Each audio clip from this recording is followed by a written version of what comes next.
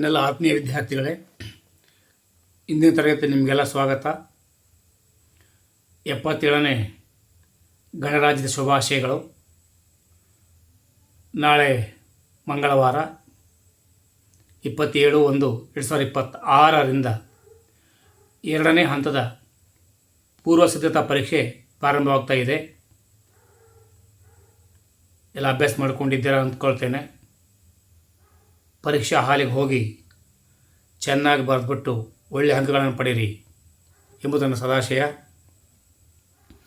ಇಂದು ನಿಮ್ಮೆದುರಿಗೆ ತಂದಿರುವಂತಹ ಪಾಠ ಮೈಸೂರಿನ ಒಡೆಯರು ಹಾಗೂ ಕರ್ನಾಟಕದಲ್ಲಿ ಬ್ರಿಟಿಷ್ ಆಳ್ವಿಕೆಗೆ ಪ್ರತಿರೋಧಗಳು 2015ರಿಂದ 2025ರವರೆಗೆ ವಾರ್ಷಿಕ ಪರೀಕ್ಷೆಗೆ ಬಂದು ಹೋಗಿರುವಂಥ ಪ್ರಶ್ನೋತ್ತರಗಳು ಹಾಗೂ ಇದರ ಜೊತೆಗೆ ಇನ್ನೊಂದಿಷ್ಟು ಪ್ರಶ್ನೋತ್ತರ ತಂದಿದ್ದೇನೆ ನಿಮಗಾಗಿ.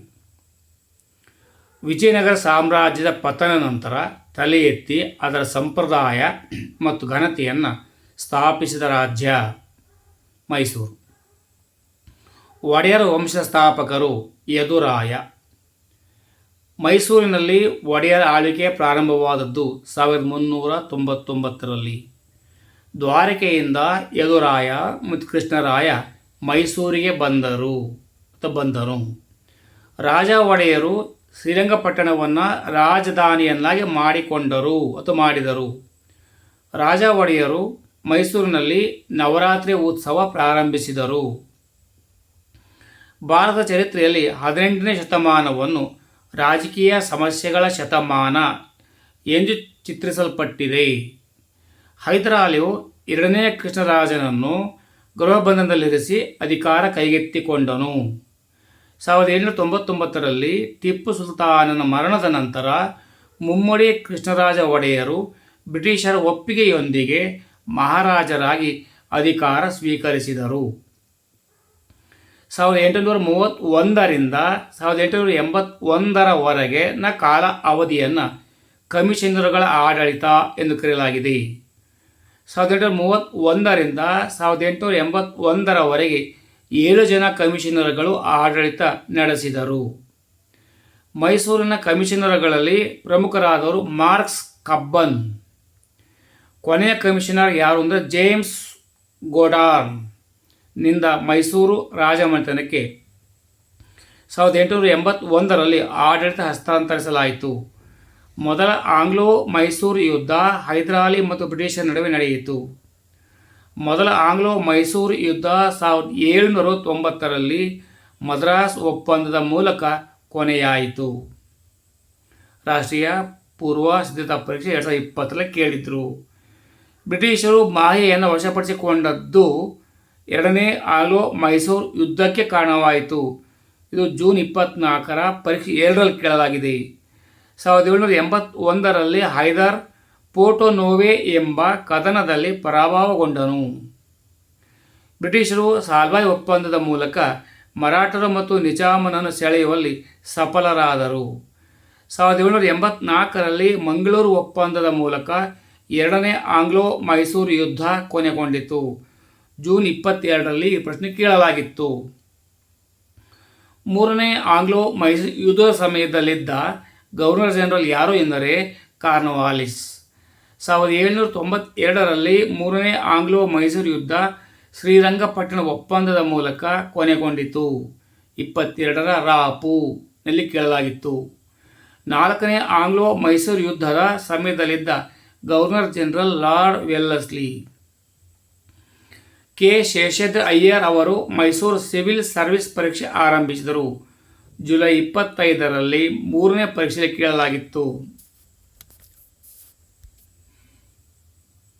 ಹೆಣ್ಣು ಮಕ್ಕಳಿಗೆ ಕೆ. ಶೇಷಾದ್ರಿ ಅಯ್ಯರ್ ಮೈಸೂರಿನಲ್ಲಿ ಮಹಾರಾಣಿ ಬಾಲಿಕಾ ಪ್ರೌಢಶಾಲೆ ಪ್ರಾರಂಭಿಸಿದರು.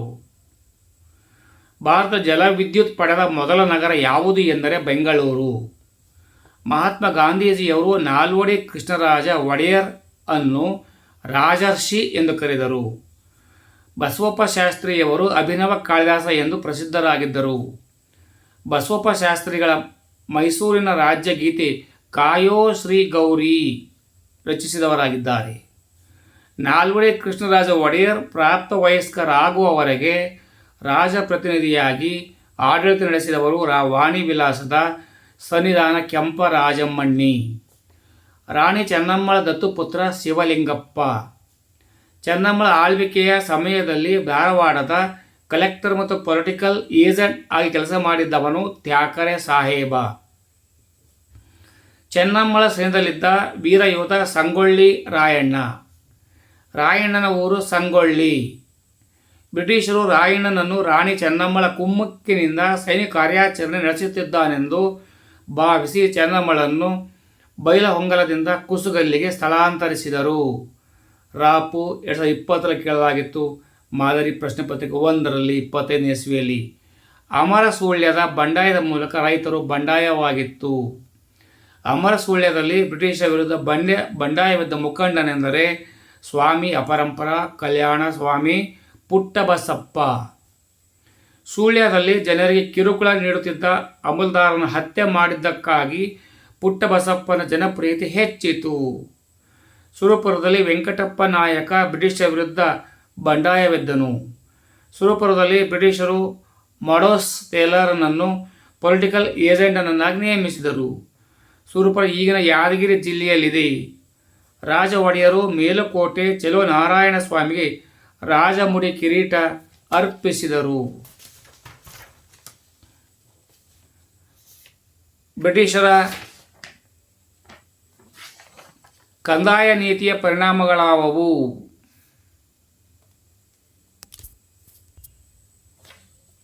ಕೊಪ್ಪಳದಲ್ಲಿ ಬ್ರಿಟಿಷರ ವಿರುದ್ಧ ಬಂಡೆದ್ದವರು ಜಮೀನ್ದಾರ್ ವೀರಪ್ಪ. ಶಸ್ತ್ರಗಳ ಬಳಕೆಯನ್ನು ನಿರ್ಬಂಧಿಸಿ ಕಾನೂನು ಜಾರಿಗೆ ತಂದಿದ್ದರಿಂದ ಹಲಗಲಿ ಬೇಡರು ಬ್ರಿಟಿಷರ ವಿರುದ್ಧ ದಂಗೆ ಎದ್ದರು.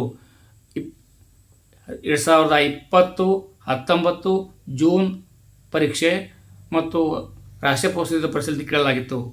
ಜಯಚಾಮರಾಜ ಒಡೆಯರ್ ವಿಶ್ವ ಪರ್ಯಟನ ಮಾಡಿ ಲೋಕಾನುಭವ ಪಡೆದಿದ್ದರು. ಜಯಚಾಮರಾಜ ಒಡೆಯರು ಭಾರತದ ಸ್ವಾತಂತ್ರ್ಯ ನಂತರ ಮೈಸೂರು ರಾಜ್ಯದ ರಾಜ ಪ್ರಮುಖರಾಗಿದ್ದರು. 2ನೇ ಆಂಗ್ಲೋ ಮೈಸೂರು ಯುದ್ಧದಲ್ಲಿ ಬ್ರಿಟಿಷರ ವಿಕಾಸಕ್ಕಾಗಿ ಮೂಡಿಸಿದ ಅಂಶ. ಬ್ರಿಟಿಷರಲ್ಲಿ ವಿಶ್ವಾಸ ಮೂಡಿಸಿದ ಅಂಶ.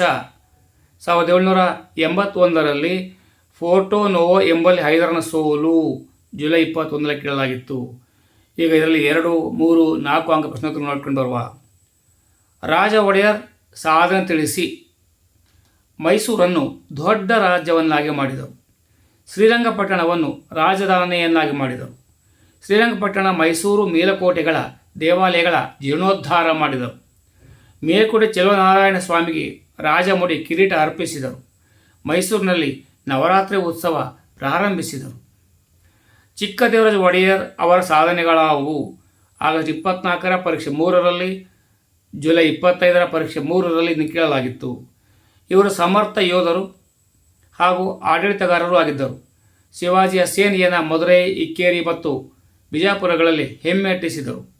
ಮಾಗಡಿ, ಮಧುಗಿರಿ, ಕೊರಟಗೆರೆ ವಶಪಡಿಸಿಕೊಂಡರು. ಬೆಂಗಳೂರನ್ನು ಮೊಘಲರಿಂದ ಕೊಂಡುಕೊಂಡರು. ಕರ್ನಾಟಕ ಕವಿಚಕ್ರವರ್ತಿ, ಅಪ್ರತಿಮ ವೀರ, ತೆಂಕಣರಾಜ, ನವಕೋಟೆ ನಾರಾಯಣ ಎಂಬ ಬಿರುದುಗಳನ್ನು ಕೂಡ ಹೊಂದಿದ್ದರು. ಆಡಳಿತದಲ್ಲಿ ನೆರವಾಗಲು 18 ಕಚೇರಿ ರಚಿಸಿದರು. ಅಂಚೆ ವ್ಯವಸ್ಥೆ ಜಾರಿ ತಂದರು. ಕಾವೇರಿ ನದಿಗೆ ಅಣೆಕಟ್ಟು ಕಟ್ಟಿಸಿದರು. ಚಿಕ್ಕದೇವರಾಜ ನಾಲೆ ಮತ್ತು ದೊಡ್ಡದೇವರಾಜ ನಾಲೆ ಎಂಬ 2 ಕಾಲುವೆಗಳು ನಿರ್ಮಿಸಿದರು. ತಿರುಮಲಾಚಾರ್ಯ, ಸಂಚಿವನ್ನಮ್ಮ ಮುಂತಾದ ಕವಿ ಮತ್ತು ಪಂಡಿತರಿಗೆ ಆಶ್ರಯ ನೀಡಿದರು.